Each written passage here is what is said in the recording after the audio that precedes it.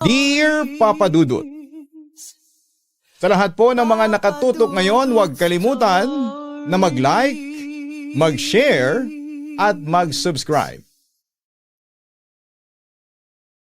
Magandang araw po sa inyo, Papa Dudut, at sa lahat ng inyong mga listeners na kagaya ko. Naisipan kong magsulat ng letter sa programa mo para i-share ang aking naging experience sa aking ex-boyfriend. Ako nga pala si Maricel, 29 years old at sa ngayon ay isa ng administrative assistant. Nakaka-stress ang trabaho ko pero kaya naman, Papa Dudut.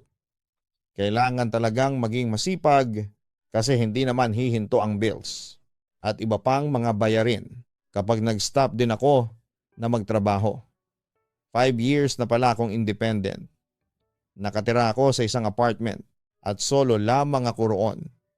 Mahirap noong simula. At may ilang times na naisip kong bumalik na sa poder ng parents ko. Kasi ako ang babaeng walang kaalam-alam sa mga gawaing bahay kahit sa kusina. Pero iniisip ko na lahat naman ng bagay ay sa simula lamang mahirap. Kapag nasanay ka na, ay magiging madali na rin ang lahat. At hindi nga ako nagkamali. After a year, ay nasanay na ako sa buhay ng mag-isa. Natuto na rin akong magluto at gumawa ng mga gawaing bahay.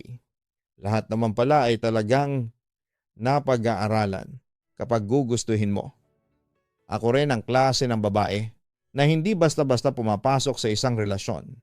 Bago ang ex-boyfriend ko, ay nagkaroon muna ako ng 2 boyfriend at hindi naging maganda ang experience ko sa kanila, Papa Dudut. Yung una, akala ko ay siya na ang makakasama ko sa forever. Kasi too good to be true siya. Mabait, makadiyos, at very thoughtful. Kahit na walang okasyon, ay nagbibigay siya ng regalo. Ako na nga ang nagsabi sa kanya na hindi naman niya ako kailangang paulanan ng mga regalo kasi yung love niya ay sapat na. Hindi naman kasi ako materialistic na tao, pero kahit na anong pigil ko sa kanya ay hindi talaga siya tumigil sa pagbibigay sa akin ng regalo. Hanggang sa nalaman ko na may ibang mga babae pala siya. 3 kaming pinagsabay-sabay niya. Front niya lamang pala yung pagiging thoughtful niya. Kasi para siguro hindi ako magduda na marami kaming babae niya. Yung pangalawa naman, sa una ay okay lang din siya. Normal na boyfriend. Nakiusap pa siya na tumira sa apartment ko kasi ayaw na raw niya sa bahay nila. Wala siyang work noon kaya naawa ako. Saka baka kung saan pa siya magpunta. Akala ko ay maghahanap siya ng work. Pero 1 buwan na siyang tambay, syempre hindi naman biro ang gastos namin sa pang-araw-araw nang sinabihan ko siya na baka pwedeng mag-apply na siya ng work ay nagalit siya sa akin at nagkaroon kami ng sagutan. Nasaktan niya ako ng pisikal at agad-agad ko siyang hiniwalayan at pinaalis na sa aking apartment. Kinailangan ko talagang humingi ng tulong sa mga tanod para mapaalis siya. Ang 2 naging unang boyfriend ko ang naging dahilan kung bakit nasabi ko sa aking sarili na hindi na ako papasok pang muli sa isang relasyon hanggat hindi ako sigurado na wala silang ibang babae at hindi nila ako sasaktan ng emotionally, mentally, and physically. Ipinahinga ko rin muna ang aking puso at nag-focus muna ako sa aking trabaho. At nag-self-love na rin. Kahit may ilan na gustong manligaw sa akin, ay sinasabi ko na kaagad na wala pa sa isipan at plano ko ang pagkakaroon ng boyfriend. Nagkaroon talaga ako ng trauma sa naging 2 ex ko na yon, Papa Dudut. Halos 2 years din akong single nang mapansin ng mga ka-work at kaibigan ko na matagal na akong hindi nagkakaroon ng jowa. Lahat ng mga kaibigan ko ay taken na at ako na lamang ang hindi. Kapag sinasabi nila yon sa akin, ay palagi kong sinasabi na hindi pa ako ready na masaktan ulit. Kakambal naman talaga ng love ang pain. Sabi nga hindi ka totoong nagmamahal kung hindi ka nasasaktan, ang sabi sa akin ng kaibigan ko sa trabaho na si Christy. Hindi pwedeng kapag true love ay hindi ka dapat masasaktan. Katuwiran ko naman. Bahala ka. Ikaw rin, mamaya ay mapaglipasan ka ng panahon. Sumara na yang ano mo, biro pa ni Christy. Sa pamimilit ni Christy ay na-install ako ng isang dating app. Ang totoo ay ginawa ko lang siyang pampalipas oras. Lalo na kapag bago ako matulog. Nang may nakamatch ako sa app na iyon, ay na-feel ko na may na-attract pa rin pala sa akin. May mga nakakausap din ako roon, pero hanggang doon lamang. Sinabi ko sa sarili ko na hindi ako makikipag-meet sa kahit na sinong lalaki na makikilala ko sa dating app. Pastime ko lang talaga siya. Pero may isang lalaki akong nakachat na talagang consistent. Itatago ko rin siya sa pangalan na Randy. Mas matanda siya sa akin ng 2 taon. To be honest, based sa pictures niya, ay gwapo siya. At okay naman ang trabaho niya. Nagwo-work siya sa isang bangko. At hindi rin siya gaanong kalayo sa akin. Consistent si Randy sa pakikipag-chat sa akin, Papa Dudut. Hindi kagaya ng ibang lalaki na nakilala ko sa app na yon na one day ay hindi na nagpaparamdam. One time ay nagyaya si Randy ng video call. Kahit na kinakabahan ako, ay pumayag pa rin ako.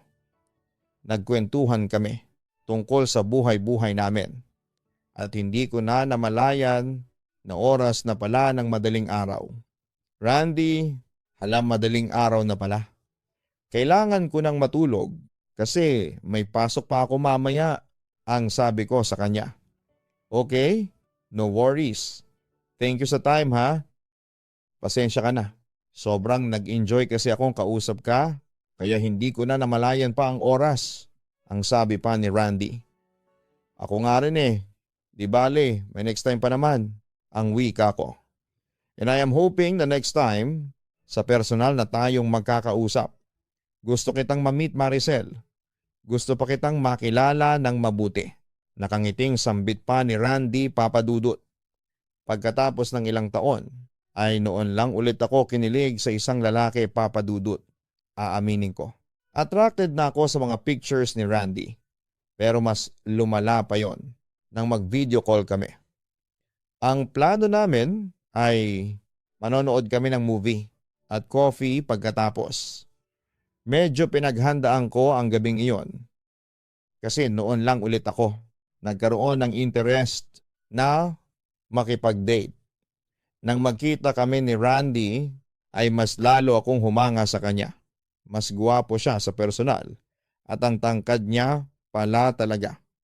After ng coffee ay inihatid pa ako ni Randy sa apartment ko kasi meron siyang sariling sasakyan. Pumasok siya sa loob at nagkwentuhan kaming dalawa. Doon ay inamin niya sa akin na kung papayagan ko siya ay liligawan niya ako. Mabilis akong nag-isip at dahil sa meron akong attraction na nararamdaman sa kanya ay pumayag ako. Gusto ko rin kasi siyang mas makilala pa kung karapat dapat ba siya na maging next boyfriend ko at hopefully ay last na rin. Naging okay naman ang panliligaw ni Randy, Papa Dudut. Halos every weekend ay lumalabas kaming dalawa. May pa-flowers pa siya kung minsan. At tumagal ng 3 months ang panliligaw ni Randy sa akin. Nang mag-decide ako na sagutin siya. Nakita ko kasi ang magagandang katangian niya.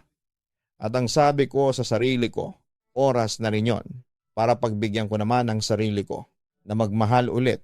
Hindi naman siguro lahat ng lalaki kagaya ng mga naging ex-boyfriend ko na trauma ang ibinigay sa akin. One time, naging topic namin ang mga naging ex namin. Si Randy ang unang nagkwento. Okay naman kami noon. Madalas kasi ay nagpo-post siya. At ang ex ko ng picture nilang dalawa sa social media. Kaya marami ang nagsasabi na sila na talagang magkakatuluyan. Pero nakialam daw ang mga taong nakakaalam ng relasyon nila. May mga sinasabi sa ex niya na kung ano-ano. Hanggang sa nawalan na ng tiwala ang ex niya sa kanya at nakipag-break na. Kaya ang gusto niya ay low-key lamang ang relasyon naming dalawa. Kapag ganun daw kasi ay walang makikialam. Ang importante naman daw ay nagkakaunawaan kaming dalawa at masaya kami kapag magkasama. Ikinwento ko naman kay Randy ang mga naging experience ko sa dalawa kong ex. Hindi siya makapaniwala na may mga lalaking gumawa ng ganon sa akin. Don't worry Maricel, hindi ko ipaparana sa iyo ang trauma na naranasan mo sa mga ex mo. Pahahalagahan kita at poprotektahan.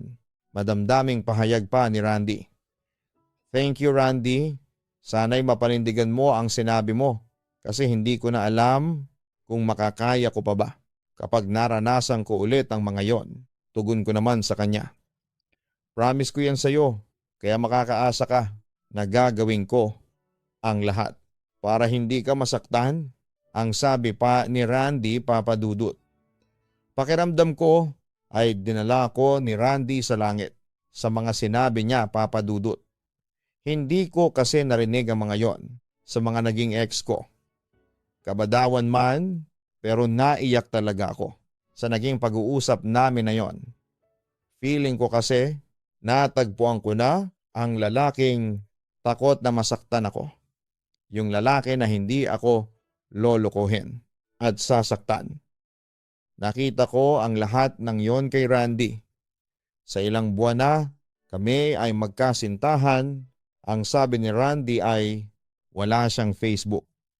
Nagkaroon na raw kasi siya ng trauma sa paggamit noon.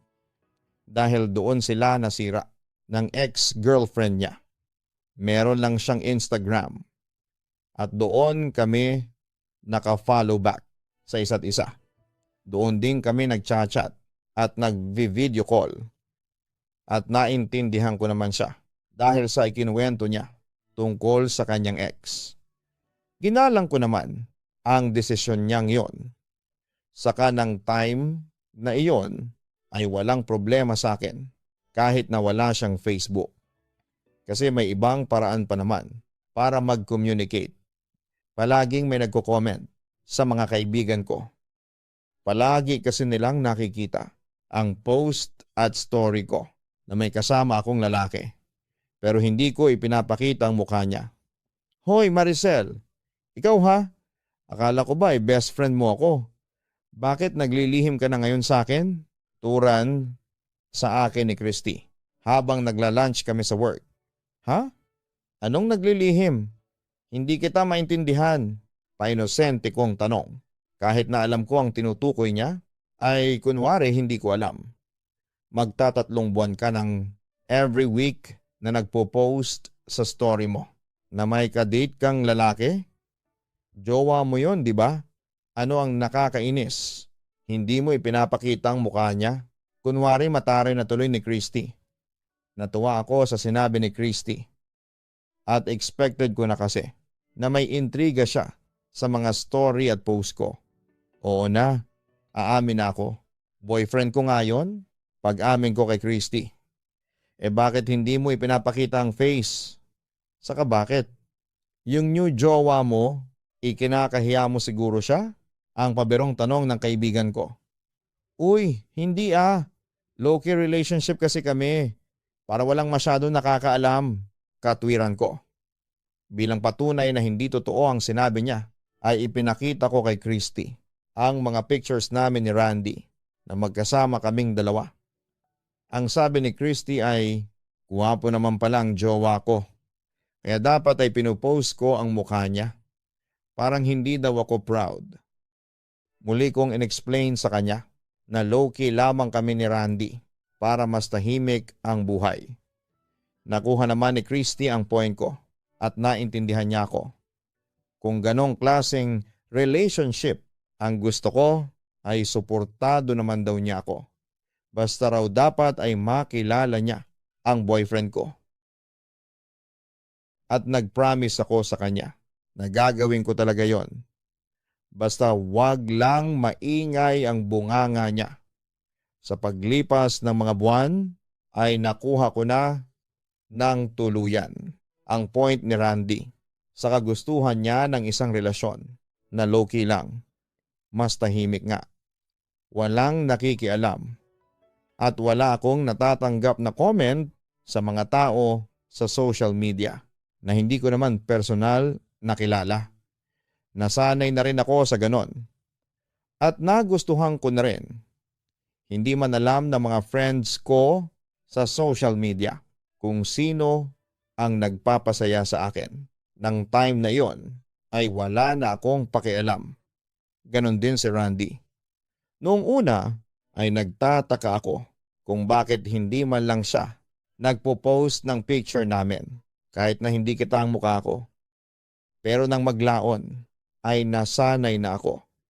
Yun nga lang, si Christy ay gusto niya talaga na makilala ng personal si Randy. Ang tagal na raw niyang hinihiling sa akin pero hindi ko pa rin nagagawa ng katuparan. Kaya nang magkita kami ni Randy ay inopen ko sa kanya ang tungkol sa bagay na iyon. Randy, may sasabihin nga pala ako sa iyo. Gusto ko kasing makilala ng best friend ko si Christy. Yung naikwento ko sa iyo. Minsan, turan ko kay Randy. Wala namang problema sa akin. Pero patingin nga muna ng picture ni Christy, ang sabi pa ni Randy.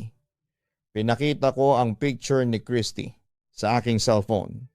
At pagkatapos ay pumayag si Randy na ipakilala ko siya sa aking best friend. Hindi ko binigyan ng kung anong kahulugan. Ang tinitingnan muna niya ang picture ni Christy bago ito pumayag na makipagkita. Nangyari na ang araw ng pagkikilala ni Randy at Christy. Isinama namin si Christy sa Tagaytay at nagkape kami. Namasyal kaming tatlo. Nang makauwi na ako sa bahay ay tinawagan ako ni Christy at sinabi niya na mukhang naka-jackpot ako kay Randy. Bukod daw sa gwapo ay ang bait at galante pa. Gentleman din daw. Naku Maricel, huwag mo nang pakawalan si Randy. Baka yan na ang kabayaran sa lahat ng kamalasan mo sa mga ex mo. Ang kinikilig na wika ni Christy habang magkausap kami sa cellphone. Yan nga din ang naisip ko, siguro nga si Randy na ang pambawi ni Lord sa akin sa dalawang ex ko na sinaktan lang ako. Worth the wait talaga. Saka alam mo yun, damang-dama ko ang pagmamahal ni Randy sa akin. Ang corny pero parang prinsesa kong ituring niya ako. Maging ako ay kinikilig habang sinasabi ko yon. True. Kanina nga ay nakita ko na sobrang bagay kayong dalawa. Yung mga ganyang relationship ang dapat na share sa social media. Kasi ang ganda ninyong tignan. Ang sabi pa ni Christy. Low-key relationship nga kami. Hindi ba darating din siguro yung time na malalaman ng mga nasa social media friends ko kung sino ang jowa ko. Ang daming ang nagtatanong sa akin. Naiintriga na rin sila. Ang natatawa ko pang sabi. Totoo yon, Papa Dudut. Marami na talagang friends ko sa Facebook at IG ang nagme-message sa akin kung sino ang jowa ko. At bakit hindi ko ipinapakita ang mukha. Hindi ko naman personal na mga kakilala ang nagtatanong at ini-ignore ko na lang sila. Alam ko naman na ang iba sa kanila ay nakikimarites lang. Gusto ko munang enjoy ang tahimik na relationship namin ni Randy na malayo sa mga comments ng ibang tao na wala namang ambag sa kung ano ang meron kaming dalawa. Sa ika-6 na monthsary namin ni Randy ay nagkasundo kaming i-celebrate yon sa isang beach resort. Gusto ko sana na 2 gabi kaming magkasama. Pero ayon kay Randy ay marami siyang trabaho sa mga susunod na araw kaya hindi pwede. Kaya ang 2 gabi ay naging 1 gabi na lamang. Pagdating namin sa resort ay in-enjoy agad namin ang magandang lugar. Panay ang kuha namin ng mga pictures. At nang medyo mapagod na ay nag-decide kaming kumain ng lunch. Nauna akong matapos kumain kay Randy. Mabagal kasi talaga siyang kumain. Habang hinihintay kong matapos si Randy sa pagkain niya ay kinuha ko ang cellphone ko at pasimple siyang pinicturan. Nakasuot siya ng shades noon at medyo natatakpan ang mukha niya ng flowers na nasa gitna ng table. Kaya naisipan kong ayos lang na story ko yon sa Instagram. Pinost ko ang picture na iyon ni Randy sa story ko sa IG. Dahil sa hindi pa rin tapos, si Randy na kumain ay isa-isang tiningnan ang mga pictures naming dalawa sa resort na yon. Hindi ko maiwasang mapangiti kasi ang gaganda ng mga shots. At talagang bagay nga kaming dalawa. Kagaya ng sinasabi ni Christy. Bakit ka nakangiti diyan? Usisa pa ni Randy. Wala. Tinitingnan ko lang yung mga pictures nating dalawa. Ang gaganda kasi Randy.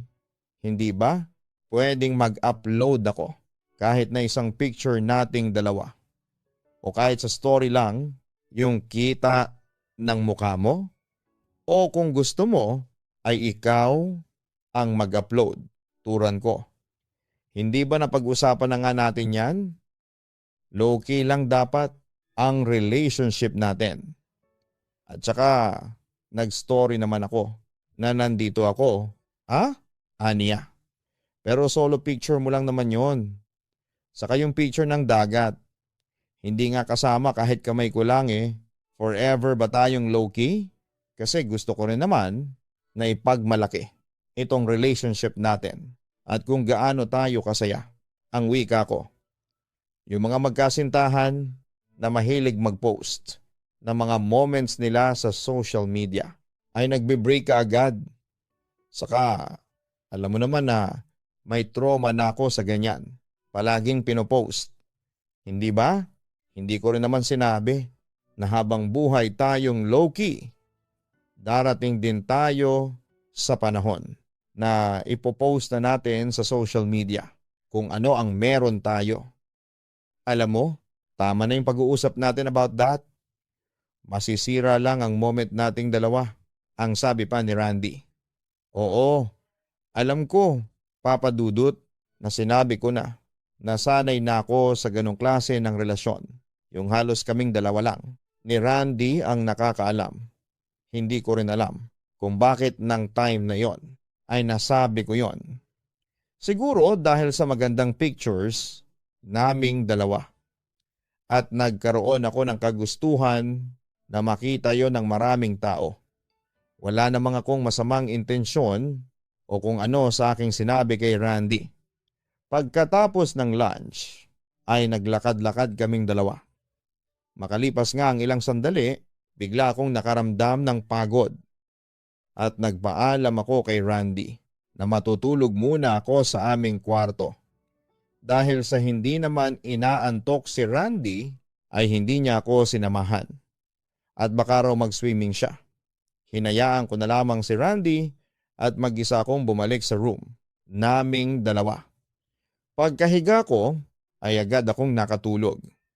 Antok na antok talaga ako. Nang time na yon, Papa Dudut. Hindi ko alam kung gaano ako katagal na nakatulog nang gisingin ako ni Randy. Pagmulat ko ay nakita ko na parang galit siya. Anong nangyari? Bakit parang hindi maipinta ang mukha mo? Ang nagtataka kong tanong sa kanya. Nakita ko yung story mo. I-delete mo yon, ang sabi pa ni Randy. Alin doon? 3 ang story ko sa IG. Tugon ko. Ang tinutukoy pala niyang story ko sa IG na gusto niyang i-delete ko ay yung kuha ko sa kanya habang kumakain siya. Ang katuwiran ko naman ay hindi nakikita ang buong mukha niya. Kahit na raw i-delete ko pa rin daw. Dahil sa reaksyon ni Randy ay dinilit ko ang story ko na yon, Papa Dudut. Nagtataka ako kung bakit parang galit siya.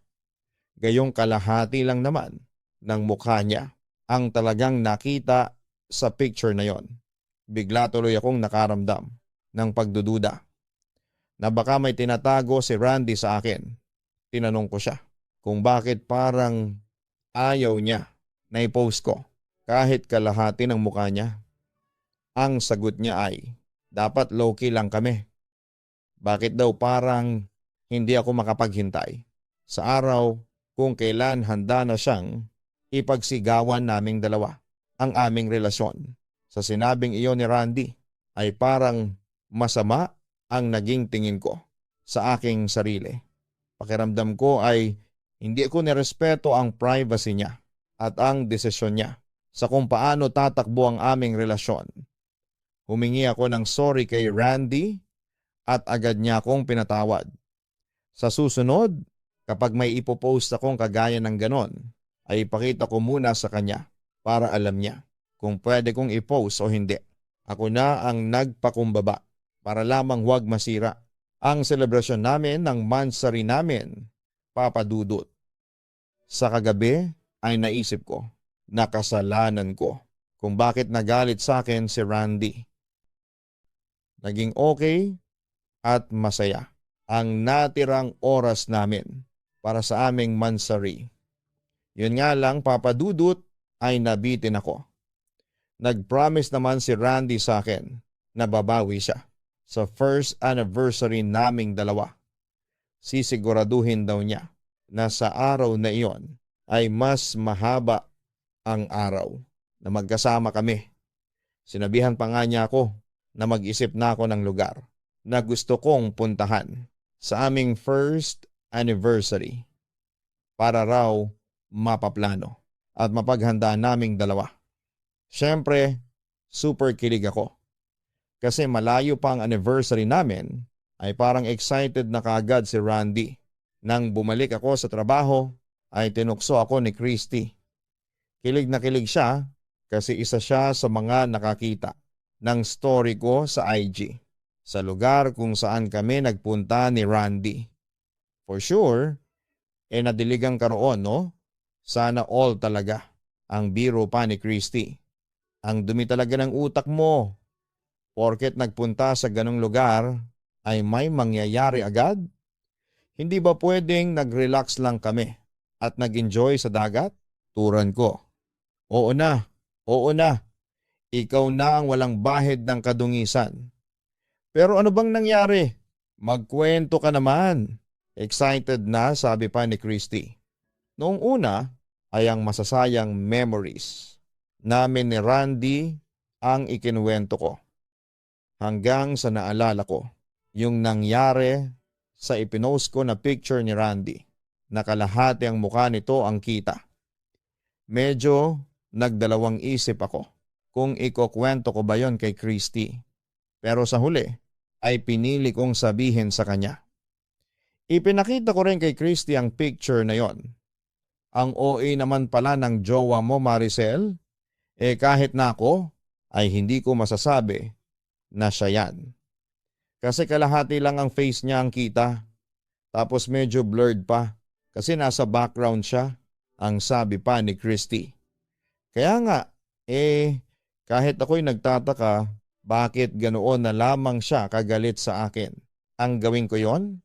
Turan ko. Nako ha, something fishy. Hindi kaya may tinatago yung si Randy sa'yo? Ngayon ko lang naisip na parang masyado niyang tinatago. Ang relasyon ninyong dalawa, sambit pa ni Christy. Para daw walang makialam. Hindi ba for privacy? Tugon ko. Iba ang private sa tinatago, no. Ayoko nang magsalita pa ng kung ano-ano at baka mag-over ka pa. Basta kung ako sa'yo ay bantayan mo ng maigi ang jowa mo. Nagdududa na talaga ako dyan, Maricel, ha? Ang sabi pa ni Christy. Sa pag-uusap namin na yon ni Christy, ay tinanong niya ako kung naipakilala na ba ako ni Randy sa family nito. Sabi ko ay hindi pa. Ako rin naman ay hindi pa siya naipapakilala sa family ko. Pinayuhan ako ni Christy na ipakilala ko na si Randy sa family ko. At ako naman ay sa family ni Randy. Nang magkausap kami ni Randy, ay sinabi ko sa kanya na gusto ko siyang ipakilala sa family ko. Hindi ako nahirapan na makipag-usap sa kanya kasi pumayag siya kaagad. Pero ang sabi niya ay balikan lamang kami at hindi magstay ng overnight dahil may work pa siya the next day, Saturday morning. Kami bumiyahe papunta sa amin. At ipinakilala ko siya sa family ko, Papa Dudut. Tuwang-tuwa ang parents ko kasi nagkaroon na raw ako ng jowa at nagkaroon ng muka. Ang lalaking palagi kong pinopost sa aking social media. Nakita ko na nagustuhan naman ng pamilya ko si Randy bilang boyfriend ko. Pagkatapos ng dinner ay umalis na rin kami ni Randy. At habang nasa biyahe kami pabalik ay nagpasalamat ako kay Randy kasi sumama siya sa akin sa bahay ng mga magulang ko. Para sa akin ay malaking bagay na makilala ng pamilya ko si Randy dahil siya ang lalaking mahal ko. At ang mas nakakatuwa pa ay bet siya ng buong pamilya ko. Para sa akin, Papa Dudut. Paghatid sa akin ni Randy sa harapan ng aking apartment ay hindi muna ako bumaba dahil may gusto pa akong sabihin sa kanya. Randy, ngayong naipakilala na kita sa family ko, ay pwede kaya na ako naman ang ipakilala mo sa family mo? Tanong ko sa kanya. Oo naman, walang problema. Pero not so soon kasi busy ang parents ko sa business nila. Mas okay kapag maluwag ang time nila, sagot pa ni Randy. Umasa ako sa sinabi ni Randy, Papa Dudut, kahit na kinakabahan ako kasi yon ang first time na maipapakilala ako sa family ng boyfriend ko. Excited pa rin ako. Yung dalawang naunang ex ko kasi ay hindi yon nagawa sa akin. Kaya hindi ko alam ang dapat kong maramdaman kapag nakaharap ko na ang buong pamilya ni Randy. Maging si Christy ay natuwa pa rin sa akin nang sabihin ko na pumayag si Randy na maipakilala ako sa family niya. Dapat daw ay paghandaan ko ang unang araw na yon. Kaya lang ay wala namang naibigay na date si Randy kung kailan. Kaya sabi ko ay kakalma muna ako. Lumipas nga ang mga araw at linggo pero wala pa rin akong nakukuhang update mula kay Randy kung kailan niya ako ipapakilala sa family niya. Kaya isang araw habang magkasama kami ay tinanong ko siya. Ang sagot niya ay hindi pa niya alam. Dahil sa gusto ko na talaga na makilala ang family niya ay medyo naging makulit na ako. Sa tuwing nagvi-video call kami bago matulog ay palagi ko nang tinatanong sa kanya. Hanggang sa nakukulitan na nga si Randy sa akin. Maricel, minsan na nga lang tayong magkausap tapos ganyan pa palagi ang tanong mo. Hindi ba pwedeng maghintay ka? Hindi ka ba makakatulog kapag hindi mo na itanong sa akin kung kailan kita ipapakilala sa family ko? Ang naiiritang turan pa ni Randy. 1 month na kasi simula nang sinabi mo na ipapakilala mo ko sa kanila. Matagal na rin yun. Sorry kung nakukulitan ka na sa akin.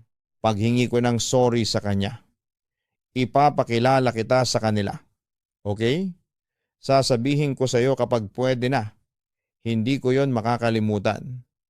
Kaya huwag ka nang paulit-ulit sa tanong mo, ang turan pa ni Randy. Simula noon ay hindi ko na kinulit pa si Randy tungkol sa bagay na yon. Ayoko kasi na magalit pa siya sa akin. At ang inisip ko pa nga ay ako ang hindi makapaghintay at ako pa ang may kasalanan. Isa sa mga katrabaho ko ang nag-celebrate ng anniversary nila ng kanyang boyfriend.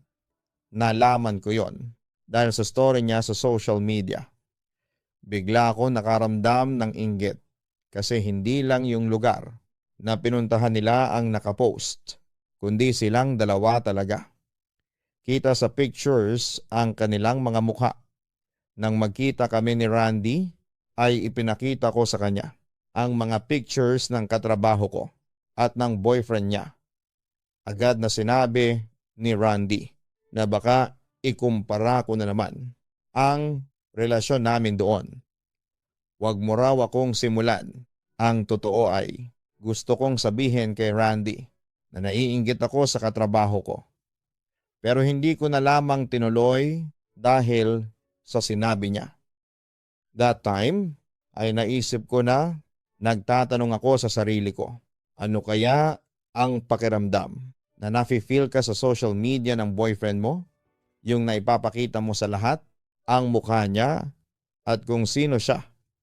Yung matag mo siya. Sa pictures ninyong dalawa, hindi ko alam ang pakiramdam ng ganon, Papa Dudut. Sumusunod pa rin kasi ako sa gusto ni Randy na low-key lang dapat ang aming pakikipagrelasyon. O ano na, naipakilala ka naman ni Randy sa family niya? Huwag mong sabihin na hindi pa ha, tanong ni Christy sa akin habang nasa trabaho kami. Magkalapit lang kasi ang table namin kaya anytime ay nakakapag-usap kaming dalawa. Hindi pa. Nagalit pa nga nung kinulit ko sa kakatanong ko kung kailan. Magdadalawang buwan na simula nang sinabi niya na ipapakilala niya ako. Hindi na ako nagtanong ulit kasi baka mainis siya ulit sa akin. Ang malungkot na sabi ko. Bumalik na naman tuloy ang pagdududa ko kay Randy na yan. I'm sorry Maricel, pero hindi ka ba nagkakaroon ng kutob na baka may asawa na yang si Randy? O kaya, jowang iba bukod sa'yo, ang sabi pa ni Christy. Wala naman siguro, saka tayong mga babae ay malakas ang pakiramdam sa ganyan. Wala akong nararamdaman na ganon kay Randy.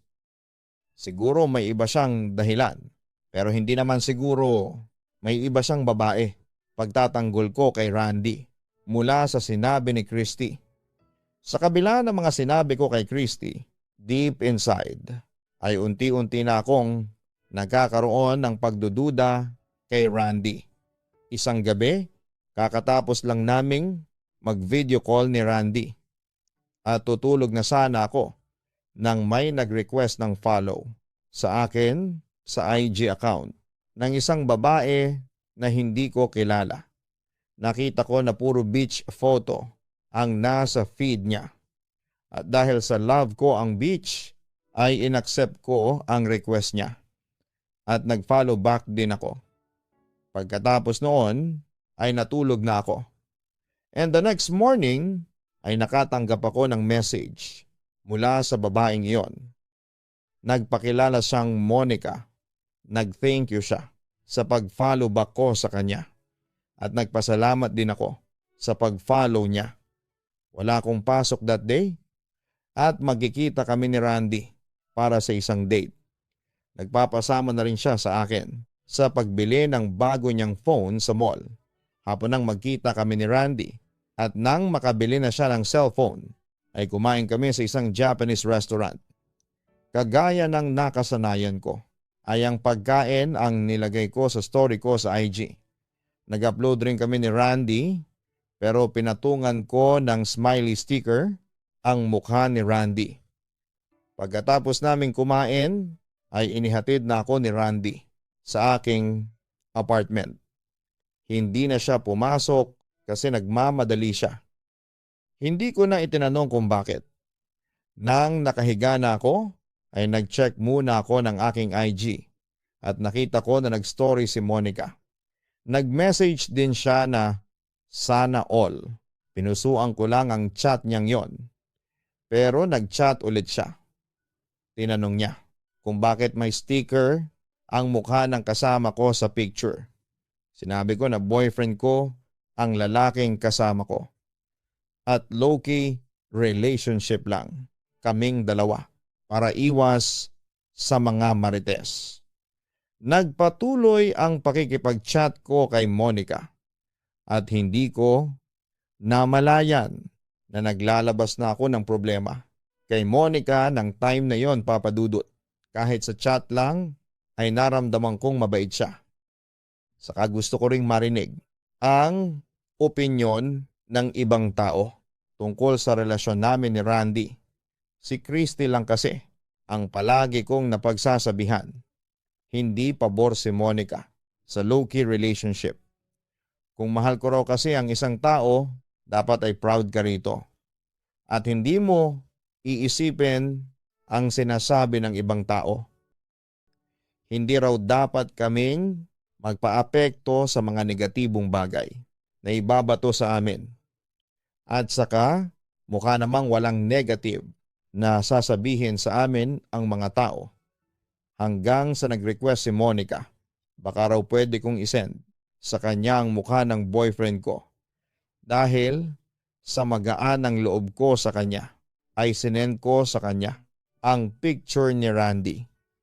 Maging ang picture naming dalawa na magkasama. Matapos kong isend yon, ay hindi nag-reply si Monica. Pero nasin niya ang sinend kong pictures. Hindi ko yon binigyan ng ibang kahulugan. At ang naisip ko ay baka nakatulog na si Monica dahil medyo late na rin ang time na yon. Pagkagising ko ay nag-asikaso na ako ng pagpasok ko sa trabaho. Nagtataka ako kung bakit walang good morning message si Randy sa akin. Pero hindi ko na yon napagtuunan ng pansin. Dahil nagmamadali na ako sa pagpasok ko sa trabaho. Pagdating sa trabaho ay naging busy na ako. Lunch break na pero wala pa ring paramdam si Randy. Sinubukan ko siyang tawagan pero nagri-ring lang ang phone niya at hindi niya sinasagot. Nag-chat ako sa kanya na nag-aalala na ako kasi wala pa rin siyang paramdam sa akin. Pinalipas ko ang oras at itinuon ko ang aking atensyon sa mga trabaho na dapat kong tapusin. Nakauwi na ako sa work. Walang chat o text si Randy nang naglalakad na ako. Palabas ng opisina ay sinubukan ko ulit siyang tawagan. Pero hindi na siya makontak pa. Uy, malayo pa ang Semana Santa pero ganyan ang mukha mo. May problema ka, no? Ang turan pa ni Christy. Si Randy kasi maghapon ng walang paramdam. Ano na kaya ang nangyari doon? Ang nag-aalala kong wika. E di puntahan mo sa bahay nila ay hindi mo nga pala alam ang bahay ng jowa mo. Kasi hindi ka nakakapunta. Kasi until now, hindi ka pa niya ipinapakilala ni Randy sa family niya. May halong pang-Alaska. Nasabi pa ni Christy. Pinagaan din naman agad ni Christy ang loob ko. At sinabi niya na baka nasa isang lugar na walang signal si Randy o kaya ay may emergency na nangyari. Huwag na raw ako mag-isip ng kung ano-ano. At sigurado raw na mamaya o bukas ay magpaparamdam din si Randy sa akin. Ganoon na lamang din ang inisip ko noon. Umuwi na ako sa apartment ko. Sa gate ay nakita ko ang landlady namin na may kausap na isang babae. Siguro'y matanda lang siya sa akin ng ilang taon. Maganda siya. At nang makita ko ng landlady namin ay sinabi niya na hinahanap ako ng babaeng kasama niya. Medyo kanina pa raw itong nasa labas kaya kinausap muna niya. Nang umalis na ang landlady namin ay doon ko na tinanong ang babae kung sino siya. Ako si Monica, yung kachat mo sa IG. Ibang pictures ang ginamit ko. Saka hindi Monica ang pangalan ko. Rochelle ang totoo kong pangalan. Pagpapakilala ng babae. Kinabahan ako. Hindi ko alam kung bakit hindi ko maintindihan kung ano ang kailangan niya sa akin at paano niya nalaman kung saan ako nakatira. Ano pa ang kailangan mo sa akin? Tanong ko. Asawa ko si Randy. May isa na kaming anak. Siguro naman ay alam mo na ang ibig kong sabihin. Kagabi, sa chat natin ay na-confirm kong siya nga ang boyfriend mo. Huwag kang mag-alala kasi wala ako rito para mag-iskandalo. Gusto ko lang malaman mo na sinabi ko kay Randy na alam ko na ang panlolokong ginagawa niya sa akin. Kaya sana tigilan mo na si Randy. Sinabi ko na rin sa kanya na tigilan ka na niya. Ang turan pa ni Rochelle. Hindi ko alam na may girlfriend at anak na si Randy. Ang sabi niya ay single siya. Nanginginig at naluluhang sambit ko. Alam kong hindi mo alam, Maricel. Gawain talaga yan ni Randy. Ang totoo niyan ay pangatlo ka na sa babaeng kinausap ko. Gusto ko na rin siyang hiwalayan. Pero may anak kami. Ayokong lumaki ang bata na hindi kasama ang tatay niya, ang wika pa ni Rochelle. Nangako ako kay Rochelle na hindi ko na kakausapin pa si Randy at hindi ko balak na makipag-agawan kay Randy sa nalaman ko. Kahit wala nang mangyaring pag-uusap. Sa breakup namin ay alam kong tapos na ang aming relasyon. Pero naging kalaban ko ang sarili ko. Nang time na yon, Papa Dudut. Sinasabi ng utak ko na kailangan kong iwasan si Randy. Pero iba ang gusto ng puso ko.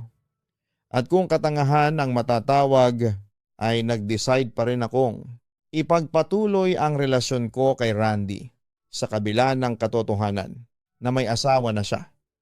Nag-usap kami ni Randy tungkol kay Rochelle at inamin niya sa akin ang totoo. May asawa siya. Asawa nga niya si Rochelle. Sinabi ko kay Randy na ayos lang sa akin na maging kabit niya. Basta wag lang siyang mawawala sa akin. Mas lalo pang lumakas ang loob ko kasi sinabi ni Randy na mahal din niya ako. Kung low-key kami noon, ay mas lalo pa kaming naging low-key. Naramdaman ko ang pakiramdam ng tinatago. Yung tipong may oras na hindi ako pwedeng mag-chat kay Randy kapag kasama niya ang asawa niya. May mga pagkakataon din na nagagalit si Randy sa akin kasi tumatawag ako na kasama niya si Rochelle. Wala akong pinagsabihan ng sitwasyon ko kay Randy, Papa Dudut. Lalo na sa pamilya ko. Inilihim ko yon dahil alam kong itatakwil nila ako kapag nalaman nila na isa akong kabit. Ang sinabi ko sa kanila ay okay kami ni Randy at masaya sila kapag kinukumusta nila kami ni Randy.